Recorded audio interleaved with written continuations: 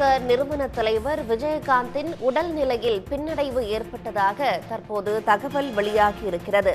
அவருக்கு ஏற்கனவே கொரோனா தொற்று உறுதியான நிலையில் அவரது உடல்நிலையில் பின்னடைவு ஏற்பட்டிருக்கிற அதிர்ச்சி செய்தியானது தற்போது வெளியாகியிருக்கிறது.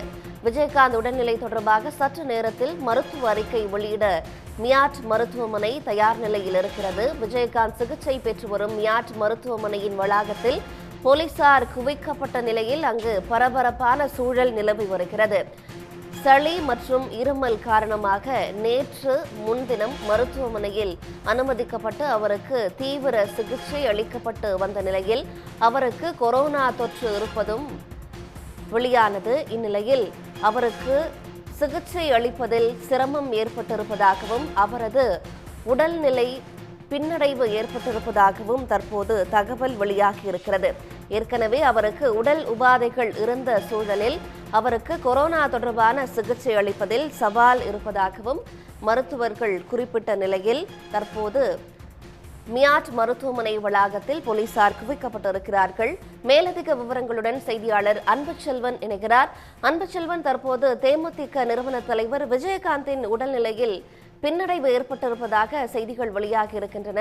மருத்துவமனை வளாகம் எப்படி காணப்படுகிறது? முழுமையான விவரங்கள். தேசிய முற்போக்கு திராவிட கழகத்தின் நிறுவனரும் தலைவருமான விஜயகாந்த் தற்போது மருத்துவமனையில் அனுமதிக்கப்பட்டிருக்கிறார்.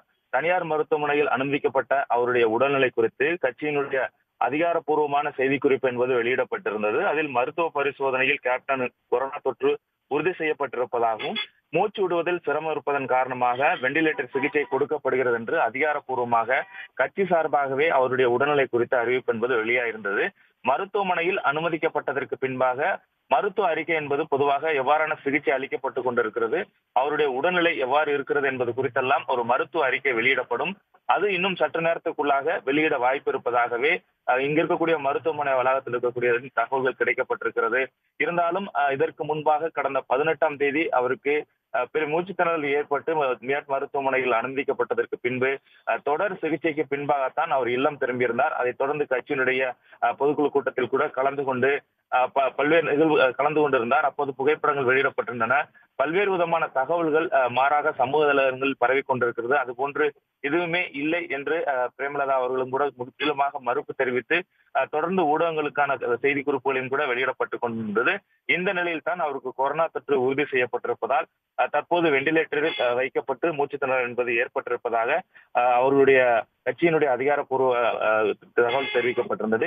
இந்த நிலையில் தற்போது அவருக்கு தொடர்ந்து சிகிச்சை அளிக்கப்பட்டு வரக்கூடிய நிலையில் உடல்நிலை இருக்கக்கூடிய உடற்பாடுகள் மற்றும் தற்போது இருக்கக்கூடிய நிலை குறித்தெல்லாம் மருத்துவ அறிக்கை என்பது இன்னும் சற்று நேரத்தில் அதிகாரப்பூர்வமாக வெளியிட இருக்கிறார்கள்.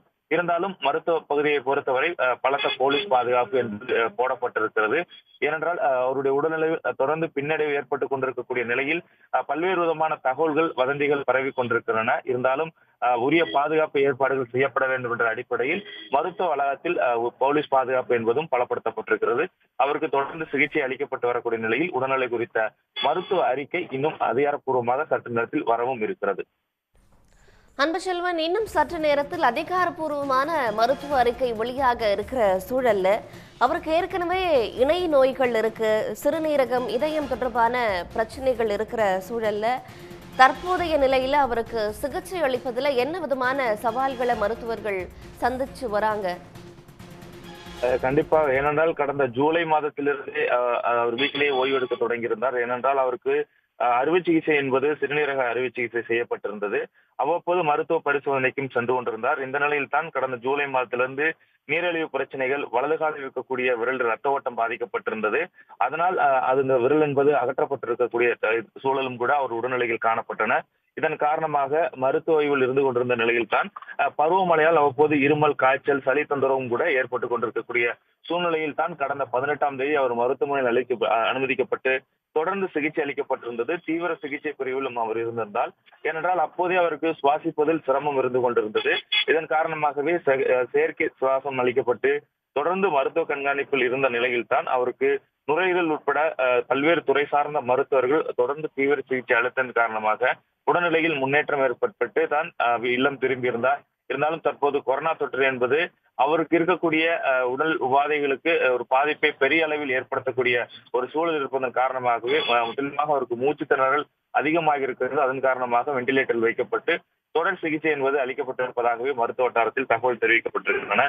இருந்தாலும் தற்போது இருக்கக்கூடிய நிலை குறித்ததற்கான ஒரு மருத்துவ அறிக்கை வந்ததற்கு பின்பாகத்தான் முழுமையாக அவருடைய உடல்நிலை என்பது முன்னேற்றம் ஏற்பட்டிருக்கிறதா அல்லது பின்னடைவுகள் எதுவும் ஏற்பட்டிருக்கிறதா என்பதெல்லாம் நமக்கு தெரிய வரும். உடனுக்குடன் செய்திகளை தெரிந்து கொள்ள சன் நியூஸ் பெல் ஐகானை கிளிக் பண்ணுங்க.